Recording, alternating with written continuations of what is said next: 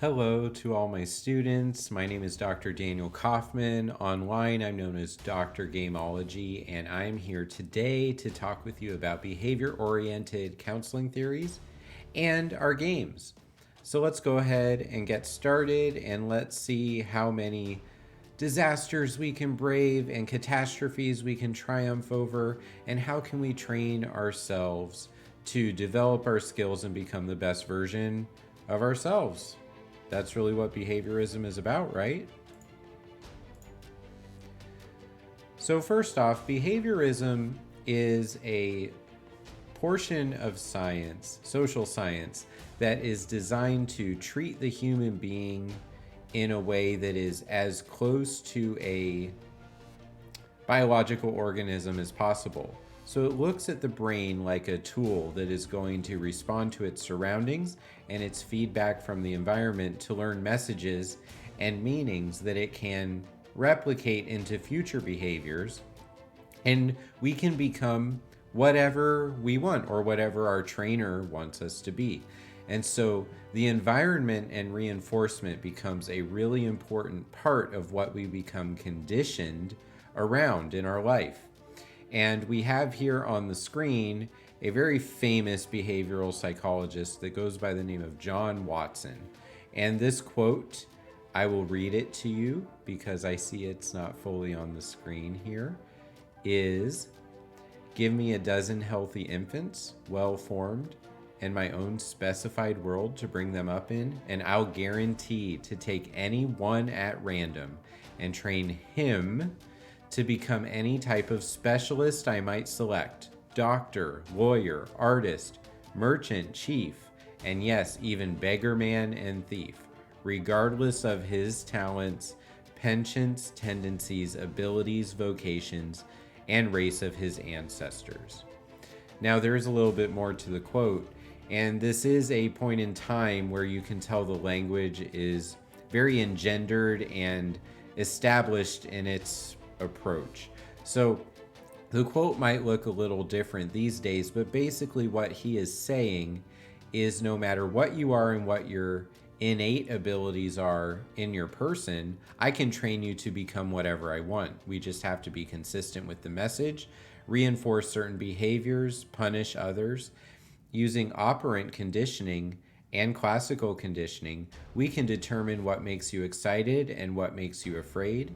We can help you understand what is successful and triumphant, what is failure and requires more growth.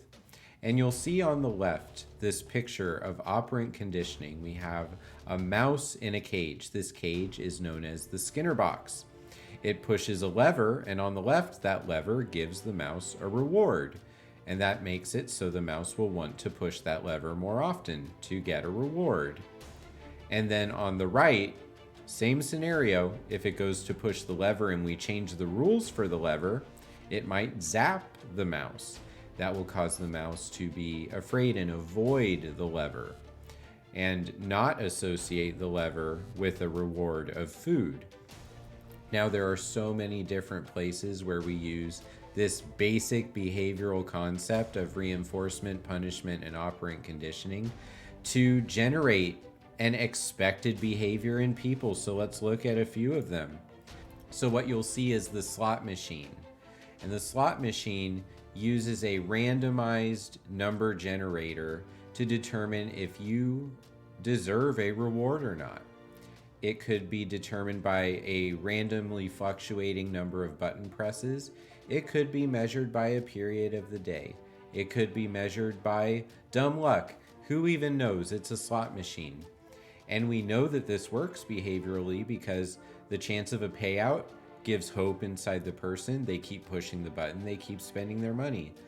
And it is at the point where someone would rather risk losing hundreds of dollars and spend the whole day pushing this button than go to a job where they know they will earn, let's keep it easy math, $100 today or $300 today. And that's not exciting to them because they know what the outcome is and they know how mundane the input process for them is going to be. So a lot of people actually become addicted to slot machines because of behavioral reinforcement. What's another one where people will do exactly what we tell them because they're pushing themselves to achieve a certain outcome because they think that outcome will make them feel fulfilled about the way they're living their life. Graduate school. We started training people for graduate school in college, and we started training them for that in high school, and then middle school, junior high, and then K through 6. We started training people at childhood to feel like A's and B's are good reinforcers, C's mean you're average, D's and F's mean that you're less worthy. And this message is pretty consistent across most of people's formative years in life. It is a grading system, but it also is a reinforcement mechanism. We teach people that they want to earn the A, and so more often than not, they will put in the effort to earn the A. Some people will not put in the effort, but learn that they can argue their way into getting an A, which if the teacher does that, then they are reinforcing bad behavior, and according to John Watson, they are failing at their duty as the creator of the scientific experiment. And that's why it's important for grades to be valid from a behavioral perspective. Let's see what the next one is. Payday, work. You wake up, you get dressed, pay attention to your hygiene, get in the car, go to work, and you earn that money. Money is a reinforcer. It's a secondary reinforcer. And that's actually very important because if we use primary reinforcements like food, people actually will look at the activity and say, oh, I'm not hungry. I don't need to do that activity. But with money, you never hit the point of satiation. What that means is you can always have more of it. And so that has become a much more powerful motivator across society, getting people to work and then giving them a reinforcer they can use for almost anything they want at certain quantities. And then finally, probably the most powerful reinforcer, at least from the perspective of someone that calls himself Dr. Gameology, video games. We have here a black mage questing across the desert wilderness, throwing fireballs at monsters and becoming the best magician possible. How do we do that? Well, the video game takes you at a very early level, teaches you how to do things successfully with lower challenges, shows you that you could die with higher challenges, and gets to the point where you are respectable in your skill casting magics against the monsters of the Eorzean universe. So even video games tap into behaviorism in order to shape us into the person we're going to be.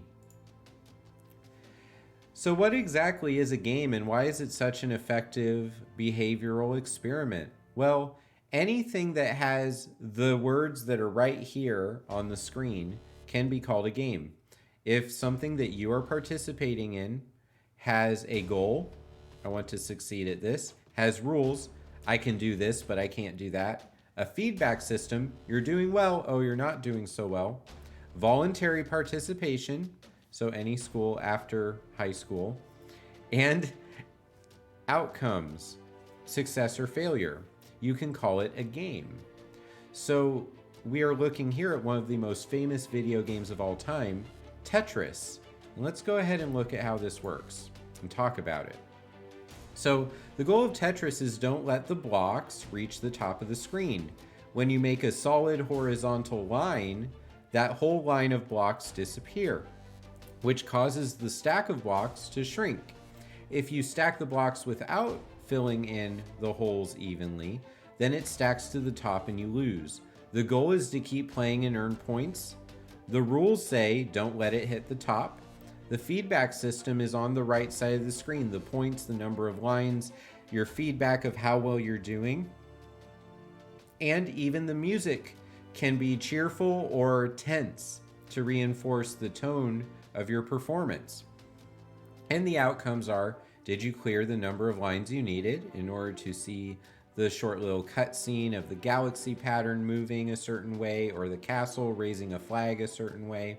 Whatever generation of Tetris you're playing, there is an outcome that you're aiming for that you eventually get to see depending on how well you do en route to your screen filling up with blocks. Very famous game. So let's move on and get one more slide worth of gaming goodness in our behavioral theories. So what we have on the screen behind me is the beginning castle of the PS5 game Demon's Souls. This is a remake of a game that came out originally on the PS3 and was actually a very important game for me as a grad student. I played this all the time, and it taught me that challenges in life are unfair and devastating, and you still have to figure out a way to succeed despite them. But what are the behavioral things that would help me as a counselor working with clients now? Well, first, video games give us a sense of discovery and an escape from the mundane. We are in a medieval castle with zombies. That's not even possible. We don't have a time machine, and we don't have zombieism as a real thing. So the game transports us into a place where we can learn lessons that actually don't exist in reality. It's captivating. It gives our mind a sense of aliveness. It also, if you look, I am fighting these zombies with swords. I'm getting hit, okay? And that hit is a feedback system. It is telling me you're doing well when I stab through and when my enemies fall. And it's telling me you are not doing well when your enemies stab you. If you look very closely at the top of the screen, there's a red bar. That's my health. That's how close I am to dying and how much life I have. So these zombies are basically going through and trying to end me. There are also reward schedules in video games, and this is something that parents typically do a very poor job of compared to automatic mechanisms like taking an online quiz or playing a video game where you know if you got the question right as soon as you complete the question. When you're relying on a human to provide the reward and the feedback, it's very common for the person not to understand how well they did and to actually lose a bit of their desire to continue doing it. There are different kinds of reward schedules as well. If I say that I will give you a reward every time you do something 3 times every week, like a discussion post, that's a fixed ratio. You get 20 points every time you post 3 participation posts. That's fixed ratio. Fixed interval means every so often amount of time I will post grades. Like I will post grades for you every week. That's a fixed interval. I will post the grade whether you did the work or not. Obviously, if you do the work, that's going to be a much more happy circumstance for you. But think about parenting and doing counseling sessions with some of our kiddos that will enter our office. A lot of times parents are not paying attention at all to what they're rewarding and what they're punishing. And so the kid doesn't know how to live life. So the parent might bring their kid to therapy saying, I want my kid to be able to do this. Meanwhile, they're not reinforcing the right thing at all. They're actually giving the child rewards sometimes for bad behavior, which makes it so the bad behavior is going to continue. You might think that you're going to get the kid to shut up and stop being a nuisance, but actually what you're doing is teaching them that being a pain in the you-know-what is a rewarding career choice. So if we punish something, the idea is we won't do it anymore. So you'll notice on the video, there have been a few times that my knight in shining armor has gotten hit by a couple too many swords and spears. That is supposed to tell me to be more careful. It's supposed to tell me to be more thoughtful and to play the game better. I'm being punished by having to re-travel up these stairs and fight the same zombies over and over. However, if you punish me enough, I might develop better skill that allows me to stay up on my feet and successfully navigate these corridors with very little difficulty. That means that my skills are improving. That means that I am demonstrating mastery. It can be a mental challenge to be a part of a game like this. This game is known as being very difficult, meaning that it will punish you relentlessly and it does not care. However, when the punishment is consistent, the need to learn gets amplified. And if I am interested in the mental challenge, I might connect with this activity better than anything else I could possibly do with my free time. And this is why so many kids and college students and adults get distracted by video games instead of school, college, or work or other job kind of activities. Because video games are consistent with their reinforcement and they provide a fantastic mental challenge that takes us out of the boring situations that don't really feel that rewarding to complete successfully sometimes. It also makes us the hero in a grand narrative. I can have a successful work day. I can answer 55 emails. I can talk to 7 students on the phone. I can submit 60 papers of grades today. And if I make it all the way through this castle, I'm going to feel like that was the highlight of my day. Well, actually, the highlight of my day is recording this lecture and uploading it and putting it in my class and hoping that someone will say something about how this made behavioral psychology come alive to them, which actually is a variable ratio reinforcement schedule. I don't know if a student will do that, but if they do, randomly out of the number of videos I upload, I might get that reward a few times, and I don't know. So I just have to keep trying. I have to keep putting that behavioral effort in. And then the last thing is flow. Flow is that ability for our mind to deeply connect with the activity that we are demonstrating. It becomes a part of us, and our mind completely merges with the buttons that we are pressing. And that is absolutely the coolest part of this whole thing. And the last thing that I want to say is if you reinforce the right things, it gives a person a connection with the activity, a sense of purpose, and a trust in the activity itself as a positive part of their day. And that is the reason it's so important to pay attention to what we reinforce.